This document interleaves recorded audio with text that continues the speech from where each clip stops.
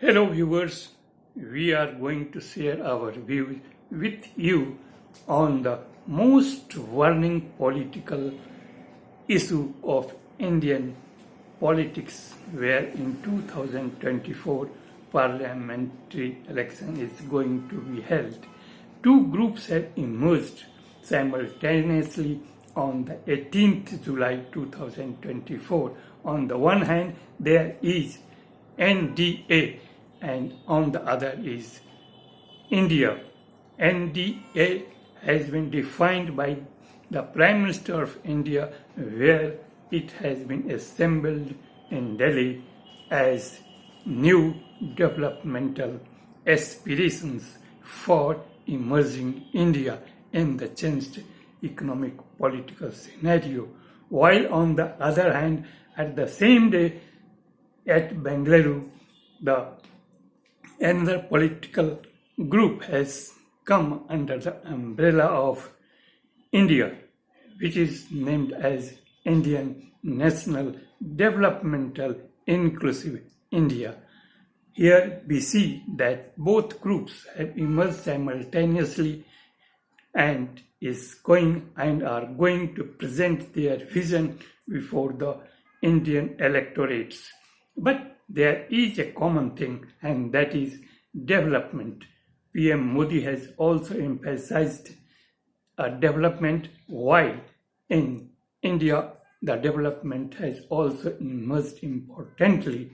But here, very first I will see the developmental concept of India and developmental concept of NDA, where for NDA, under Modi-led government from 2014 to 2024, there are a lot where Prime Minister Modi can say during electoral politics of parliamentary election of 2024, why there is nothing to say about the India, where the achievements of only and only ex-Prime Minister Manmohan Singh is in the account of India, and the Prime Minister Manmohan Singh achievement since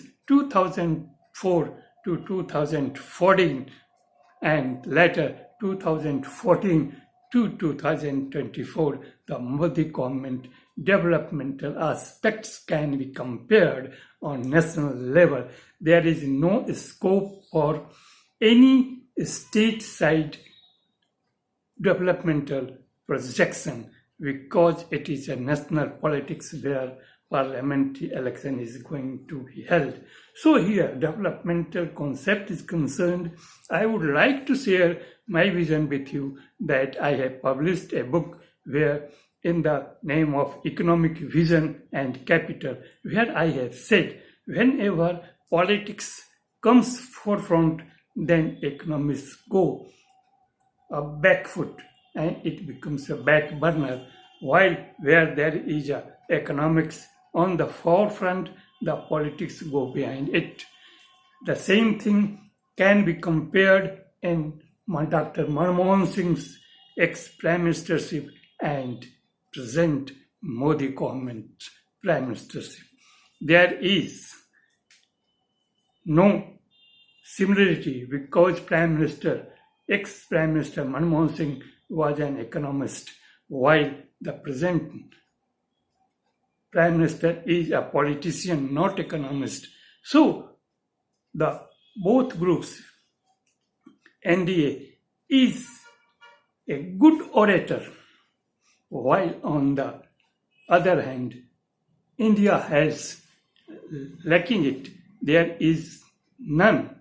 There is no one where in India any leader can match with the oratory power of Narendra Modi. This is the pertinent question whenever 2024 parliamentary election will come. But there is a sign, and in India there is one orator who can match with the Narendra Modi's NDA, and the name of that person is Lalu Prasad Yadav of Bihar. But his health is not supporting to campaign for electoral election of Parliament of 2024. So in this scenario, we see that Narendra Modi's oratory power through political pitch, the economic oratory power of India will be weaker. This is the situation. Now we will start. So far as in ex-Prime Minister Manmohan Singh regime, the GDP has become the highest, and it has touched above to 9.5% in 2009, while after leaving it in 2014, the GDP has remained around 8%, and during the Prime Ministership of Narendra Modi, who is a political man, not an economist. So this period starts from 2014, and from 2014 GDP has remained about 8%, which has fallen and remained around 5.5% by the end of 2018, before Corona, and during Corona period it has gone below to -4% to -24%. But after Corona in 2021 to 2024, the economic or GDP growth rate could not become even 8%. It has remained around 5%. This is the situation of GDP during Manmohan Singh regime and the Prime Minister Manmohan Singh and Prime Minister Modi's regime. And when we pay the economic or income inequality, it has remained higher and higher in Modi's government. Income inequality has increased massively. Per capita income has down in the midst of fastest growing nation of India. But it can be seen on the level of purchasing power parity level. The per capita income has fallen in Modi regimes, while the MSME's factor have become the worst and highly indebted in Modi government, where MSMEs is the important or the backbone of Indian economy, which are facing the worst situation in Modi government. This is the situation. In poverty level, the poverty have increased massively when we pay attention or we see it on the purchasing power parity index, not on multidimensional. So this is the situation. So far as this is the situation where in Modi government the GST has been applied, but out of this GST regime, the most of the traders and businessmen are feeling uncomfortable. In the midst of this, the tax or GST has in initial period fallen, but now it is gaining. So in the Modi government, the GST is one of the black spot for business community. While on the other hand, when we say the agriculture sector, where farmers' agitation have also downgraded India in Indian economic agriculture sector, when we pay attention towards the youth unemployment problem, you will see it is unprecedented. When we pay attention towards the women condition under Beti Bachao, Beti Padhao and Beti program has also faced a blackface in India during Modi regime. So this is the situation. Now we will move towards the political situation. In political scenario, we will see that in 2019 parliamentary election, the NDA led by Modi government and presently the new NDA under Modi government have acquired 20 crore votes in 2019 parliamentary election, while his rest 37 political party has acquired only 3.5 crore votes in 2019 parliamentary election. While on the other hand, the India, where Congress party alone has acquired only 12 crore votes, while its other political parties, rest of the political parties, which is around 25, have acquired more than votes than Congress party, and it has remained by 13.5 crores in 2019 parliamentary election. This is the voters' vote of 2029 political arena. Now we will see the political situation of other than these two groups. There are also few political parties which have maintained equal distance between NDA and India, and those political parties are Biju Janata Dal of Odisha, YSR Congress of Odisha, TDP or YSR of Andhra and TDP of Andhra, and VRS of Telangana, Shiromani Akali Dal of Punjab, etc. and other political parties are maintaining equal distance. So in this back-to-back fight between NDA and India, these political groups can tilt any moment after the result of 2024 parliamentary election. These three groups are also more important for NDA-led Modi and as well as India-led Congress. While India has no PM face, while NDA-led Modi government has PM face under better and higher oratory power of Narendra Modi, while in India the leader and there is no PM face.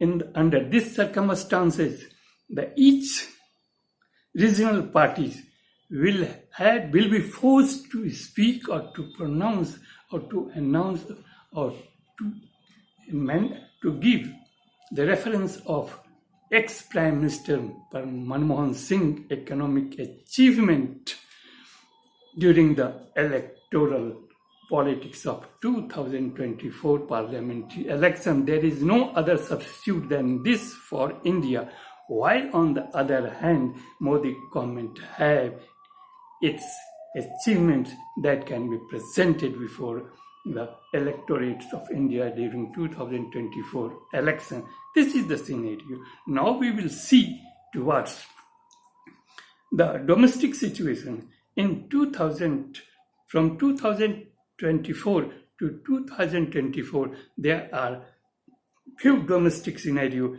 around which not only domestic, not only India, within India, but beyond India, global scenario, the world level, other countries have noticed the internal simmering political scenario where the Kisan movement around Delhi have brought attention of international community, where more than 700 farmers have been dead. Later, in Agnivir Yojana, more than 200 crores public property has been damaged by youth power, which are simmering under unemployment situation. The frustrated youth power have damaged more than 200 100 crore public properties in India during Agniveer agitation. Further, now the burning issue is Manipur, where more than 150 people have died. More than 5,000 houses were burnt.